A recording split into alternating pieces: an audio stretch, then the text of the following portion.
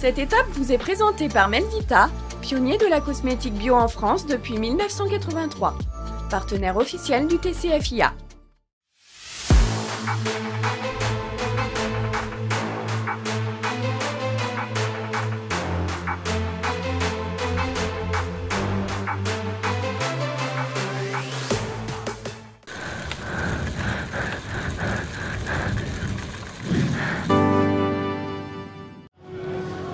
Bonjour à tous, les superbes images du Vercors en toile de fond de cette quatrième étape entre Saint-Jean-Royan et Saint-Jean-Royan. Grande boucle qui a été faite avec beaucoup de difficultés, plus de 2400 mètres de dénivelé positif à gravir. Je vous propose de regarder ce que ça a donné avec le résumé de cette étape.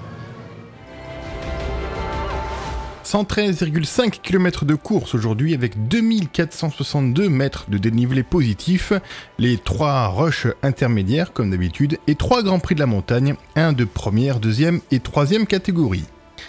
Elles sont 93 au départ aujourd'hui, l'abandon de Lorraine Stephens qui a remporté le TCFIA l'an dernier, non partante donc de cette étape. Il ne faudra pas attendre longtemps aujourd'hui avant de rentrer dans le dur de cette étape, puisque la première ascension du jour a lieu dès le 5e kilomètre, 24 km de montée à prévoir avec le point culminant à 1436 mètres d'altitude. Côté course, c'est l'américaine de Tipco, Emma Langley, qui part en solitaire dès le début de la difficulté. Elle est rejointe par la suite par l'Australienne Amanda Spratt, déjà victorieuse sur le TCFIA, Paula Andrea Patino-Bedoya, la colombienne de Movistar, et Maria Bastianelli d'ALE BTC Ljubljana.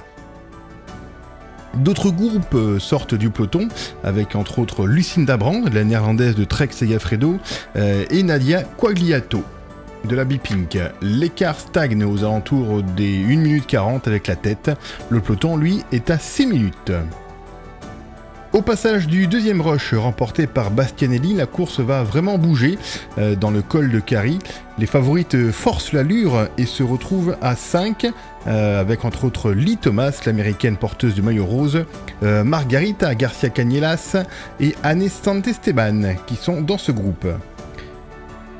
Le passage du col de Cari remporté par Marta Bastianelli.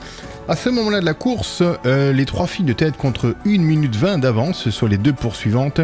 2-10 sur Patino-Bedoya qui s'est fait lâcher. Et 3 minutes 50 sur un petit groupe qui est sorti du peloton.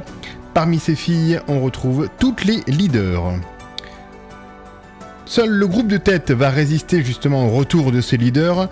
Il est composé à ce moment-là de 4 filles, Lucinda Brand étant revenue sur le groupe de tête. Et à 10 km de l'arrivée, on assiste au grand show Bastianelli qui va commencer un peu à forcer l'allure. Amanda Spratt va justement se faire distancer. Et à 5 km de l'arrivée, elle décide de partir toute seule pour signer sa 2e victoire dans sa carrière sur le TCFIA. Après sa victoire à Saint-Félicien en 2019, c'était déjà en solitaire. Derrière, les 3 premières du classement général se neutralisent et finissent en même temps, mais créent vraiment maintenant un écart intéressant avec les autres filles au classement général.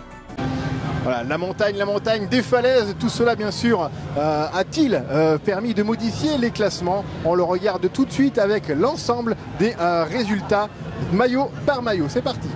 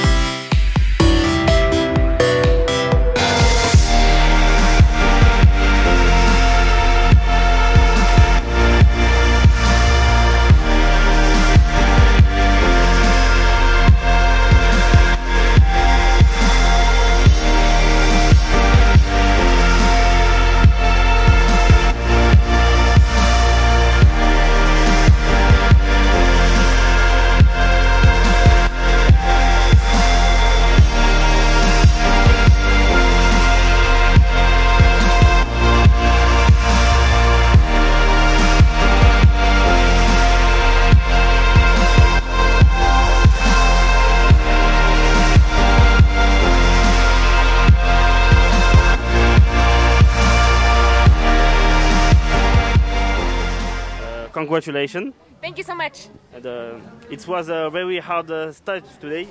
How do you feel right now? Je suis vraiment fière de notre équipe et je suis vraiment fière de la façon dont nous avons toutes travaillé ensemble. Je pense qu'aujourd'hui, chaque personne a donné le meilleur. Regardez, dans la deuxième montée, Paula a abandonné son propre résultat. Elle était dans l'échappée et a attendu au sommet de la montée et elle a tiré le groupe pendant 25 km. C'est la raison pour laquelle nous avons pu garder la tête du classement général. Je suis vraiment très fière d'elle et fière de moi. Thank you, congratulations. Thank you. Voilà, des maillots distinctifs qui sont bien portés sur les épaules. Peut-être que demain, ça peut changer avec une étape, on va dire, un peu plus abordable. Seulement 1180 mètres de dénivelé positif. Longue étape, par contre, 138 km. Étape 100% gardoise entre Anduze et Goudargues. Avec, par contre, des difficultés. 3 Grands Prix de la montagne. 2 de troisième catégorie, 1 de deuxième. Nous aurons 3 sprints intermédiaires avec un sprint autour de Goudargues qui formera une boucle avant d'arriver sur cette ligne d'arrivée. Voilà, étape somme toute abordable avec peut-être donc une arrivée au sprint. On le découvrira demain dans le résumé de l'étape. À demain pour cette superbe étape entre Anduze et Goudargues. Bonne soirée à tous.